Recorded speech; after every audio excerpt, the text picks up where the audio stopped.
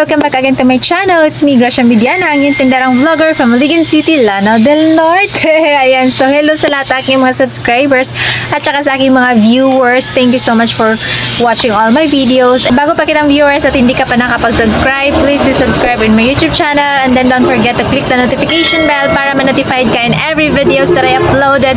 Lalong-lalo na din sa mga videos na sinishare ko dito na may learnings kayong matutunan tulad ng business tips, business ideas at saka business experience na din. Ayan. So, hello sa lahat na aking mga subscribers at saka sa aking mga viewers.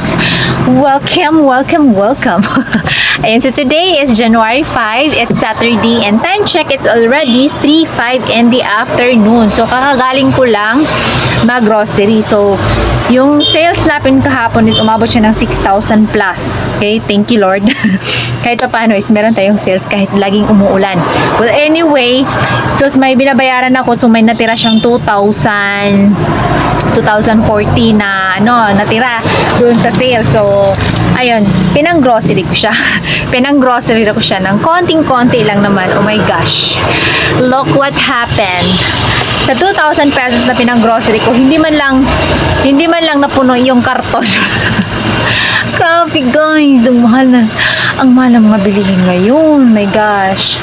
Hindi ko lang alam ha, pero i-check ko pa yung resibo kung ano yung mga item na nag-increase kasi hindi ako bumili ng gin bilog ngayon, yung product ng Hinebra kasi nag-increase siya. Out of budget na ako ngayon. Short na naman tayo. Oh my gosh, ano ba nangyari dito? Well, anyway, shout out nga pala doon sa viewers ko from Bagong Silang, Iligan City. So, pareharami. Silingan nami pareharami diri og kaning city. Silingan nami barangay. Bagong Silang lang siya. Ako is na diri sa Tambakan. Shout out kay Ma'am Christina Baklo. Ayan. So, ma'am, thank you. Thank you sa pagtanaw sa atong mga videos, no? So, Bisaya gyud na overwhelm ko ba kay may viewers na ako dito kababayan ko rin same lang dito sa city ng Iligan, okay? Ayan, shout out din kay Miss Jenny. Ano ba yun? Kay Miss Jenny dyan sa Palao, Iligan City at kay Ma'am Christine sa Tour. Fuentes, moral taga Fuentes man ata si Ma'am. So, tuloy nakabuka ako mga viewers na taga Iligan. Salamat kayo, Ma'am. Salamat sa pagtanaw sa itong mga videos. Ayan. Well, anyway, last day, na ako i-order sa Shopee. So, what's new? What's new in 2025 sa Gracia Store? Well, anyway, umorder ako ng mga signage. 54 pesos lang naman to sa Shopee at saka laminated signage na siya. Eto, come in, we're open. Sorry, we're closed. Ano ba to? Please come again later. O, diba? O, ice for sale. O, hindi na ako mahihirapan magawa ng ganito, diba? O, yan. Frozen foods available here. O, tapos may picture pa dyan kung ano yung mga frozen foods na possible na ibibenta mo. At saka hindi lang yan, meron pa. Kaya yung isa nilagay ko na kasi yung isa is yun yung pinaka-importante sa lahat ng in-order ko. Well, anyway, tingnan nyo kasi na siya, nadikit ko na siya. So, nadikit ko na siya. Ayan, papakita ko sa inyo. Kasi ito yung pinaka-importante sa lahat. Ayan. Tingnan nyo. Ayan, pakiusap. Bawal utang, bawal kulang, bawal mamaya ang bayad. Diba? Yan yung isa sa mga in-order ko dahil ito yung pinaka-importante. Kasi, for change na rin for 2025.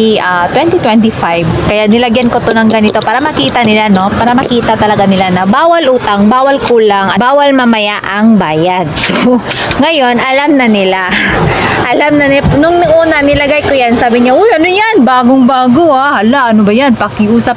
Lagi nilang binabasa kasi nga, nakikita agad nila pagpunta nila dito sa tindahan. Naman, umorder ako dito ng signage for frozen foods at saka ice. Kahit wala naman akong ref, wala naman akong freezer, chiller lang ang meron ako kasi nga, minamanifest ko nga by this year or next month or next month, sana makapag-ipon ako ng pambili ng ref kasi meron akong goal, charot. Goal na tayo ngayon. So, iniiwasan ko talagang mag-order sa Shopee ng kung mga anong anek-anek, no? Yung goal ko naman this year is makabili ako ng 2-door, o 2-door na ref. Yung sa Condora na pang negosyo, ayan siya. Ayan, ganyan siya yung gusto kong ref na bilhin kasi pwede siya pang personal use namin at saka pwede din siya pang negosyo kasi sobrang laki ng kanyang compartment sa loob. Ang dami niyang malalagyan, lalong-lalo na dun sa kanyang freezer area. So, yun yung goal ko na makabili ako ng ref. Condora yan. Actually, hindi pa ako nakapag-canvas kung magkano talaga siya. Pero nakita ko lang to sa group of sari-sari store owner. At saka, na-inspired. Nainggit na to the point na na-inspired na gusto ko rin bumili ng ganun. Kasi, sabi ko na nga, diba, na-share ko sa inyo, yung freezer ko, yung Panasonic upright freezer ko is nasira siya. Tapos, nung namin siya, pinakompo ni, ano ba tawag doon? Pinaayos. Ayan, pinaayos. Gipaayos sa Bisaya. Pinaayos ko siya. Ang mahal ng bayad 4,000 pero hindi naman talaga siya totally na naging okay kasi after ng ilang mga months bumalik ulit yung kanyang sakit na hindi siya umaandar siya pero hindi siya nag-ice, hindi din lumalamig. So ewan ko kung anong sakit niya. At tapos ang dami din nagsasabi, nag-a-advise sa akin na wag nang ipaayos kasi baka daw mas lalong lumaki yung gastos namin o mabuti pa bumili na lang kami ng bago. So yun na nga, nakapag-isipan ko at napag-decidean ko na talagang bibili na lang talaga ako ng bago. Ayan, so ayoko na ng upright freezer, gusto ko na siya na yung ref na lang talaga para magamit naman namin dito sa tindahan at saka sa pang personal use namin. Ayan, so ayan, tingnan nyo yung pinambili ko na pinang grocery ko na worth 2,000 pesos. 2,040. Ayan. Ganyan lang. Ilang pirasong inihaw na bangus. Tapos, mga chichirya din. May, ano ba to tawag dito?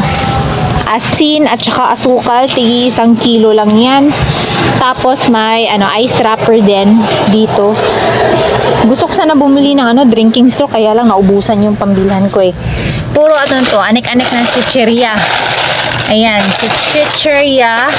May mga, Lion Tiger na mosquito killer. Tapos ito nga pala, is tinanggal ko na siya. Kasi naka-display to dati doon. Ayan, sa may gilid. Kaya lang, tingnan nyo. Nagiba na yung kulay niya. Kasi matagal na ito naka-display. Think mga 1 month na ata to. Hindi masyadong mabenta yung ganito. Kaya lesson learned, hindi na ako bibili ng ganitong klaseng Oishi. Ayan, naiba yung kulay niya. Medyo nag-light na to, nag-fade na yung color. Tapos ito naman is nakatalikod kasi yan. Ito yung sa display, tapos ito yung nasa likod. Ganyan siya. Tingnan mo.